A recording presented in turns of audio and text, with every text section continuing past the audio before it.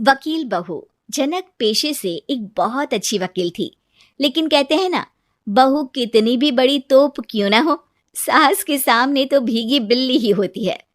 अरे जनक, क्या बात है, आज रोटी नहीं मिली अभी तक। ये तेरा कोर्ट नहीं है जो आज फैसला ना हुआ तो कल की तारीख मिल जाए। रोटी तो रोज वक्त में चाहिए। हाँ माँ जी, रोटी तो कब की बन गई। मैंने आपको कहा तो खाना खाने के लिए, आपने शायद सुना नहीं होगा। ओहो, जज नहीं हूं मैं तेरे कोर्ट की, सास हूं सास। कोई दलील फालतू की मत देना यहाँ। बहुत जानती हूं मैं इन वकीलों को, अपनी बात ऊपर रखने के लिए झूठ बोलने में जरा भी नहीं सोचते। तभी वहां जनक के ससुर आ जाते हैं। अरे भाग्यवान, क्यों बेचारे के काम को कोसती रहती है हमेशा। मैं भी तो था वहां जब ये आई थी तुझे रोटी खाने को बुलाने के लिए। सास को तो अब गुस्सा आ जाता है कि कैसे किसी ने बहू की साइड ले ली। अरे वाह जी वाह, वो तो मैं जानती थी कि कोई ना कोई गवाह तो ये पेश कर ही देगी। पर मैं तो अब सीधा खाना खाकर सोने जाऊंगी। मुझे आदत नहीं है किसी से बहसा बहसी करने की। पता नहीं कैसे ये वकील इतना दिमाग लगाकर खुद तो झूठ बोलते ही हैं, साथ में झूठे गवाह भी ले आते हैं। जनक को सास के ताने सुनने की अब आदत सी पड़ जाती है। एक दिन जनक वकील की ड्रेस पर काला कोट पहनकर कोर्ट के लिए निकल ही रही होती है कि अरे कहाँ चली काला कौवा बनकर। टोक दिया ना, अब कोर्ट तो वकील वाले ड्रेस पहनकर ही जाऊंगी ना। वाह भाई वाह, दामिनी तो मैंने भी देखी है। सन्नी पाजी ने ऐसा ही कोट पहना था और कहा था कि तारीख पर तारीख, तारीख पर तारीख। मतलब कि कोई बात करनी है तो बोलिए, वरना वक्त नहीं है मेरे पास खराब करने के लिए। अरे पता नहीं तुझ में क्या देखा मेरे बेटे ने, सारा दिन वकीलों वाली बहस करती है भोली भाली सास के साथ। अच्छा सुन, जो इतनी बहस मेरे आगे करती है ना, जरा अपने बॉस से कर ले, जो 1 साल भी ना हुए तेरी शादी को और काले कपड़े पहना दिए।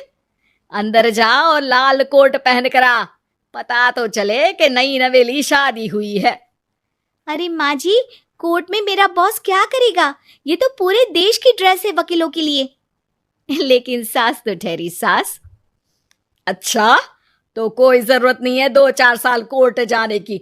शादी थोड़ी पुरानी हो जाए तब इजाजत दे दूंगी मैं तुझे काले कपड़े पहनने की।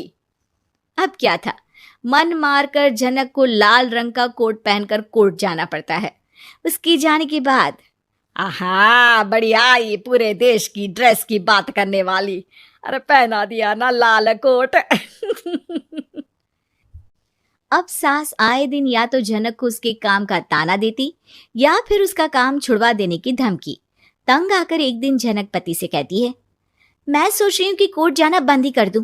अरे क्यों यार, इतना अच्छा करियर है, क्यों छोड़ने की सोच रही हो? अरे लाल रंग का कोट पहनकर जाना पड़ता है। हर बात पर सास ताना देती है कि वकील तेज होते हैं, सवाल जवाब करते हैं, झूठी दलीलें देते हैं। अरे तो ठीक है ना, वो जो कहती है अपनी समझ से कहती है, लेकिन तुमको तो पता है ना कि सच्चाई क्या है। जनक को पति की बात से हौसला मिलता है कि तभी घर पर कुछ लोग आ जाते हैं। अरे आइए आइए पंच साहब, कैसे आना हुआ? अरे भाई साहब, सुना है कि आपकी बहू वकील है। तभी वहां सास आ जाती है। हाँ है तो, लेकिन क्या हुआ, फिर कहीं बहस कराई क्या? अरे हम तो खुद दुखी है उसके व्यवहार से। अरे भाभी जी, आपको तो पूरा मोहल्ला जानता है कि आप कितना बोलती है। फिर हम यहाँ बहू रानी की कोई शिकायत नहीं, बल्कि अपनी परेशानी लेकर आए हैं। ससुर जी खुश हो जाते हैं। हाँ हाँ, मैं अभी बहू को बुलाता हूँ। जनक वहां आती है, सबको नमस्ते करके बैठ जाती है।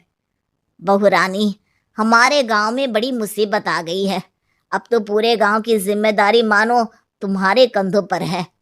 अरे ना ना, इससे तो घर की जिम्मेदारी पूरी नहीं होती, ये गांव की जिम्मेदारी क्या लेगी?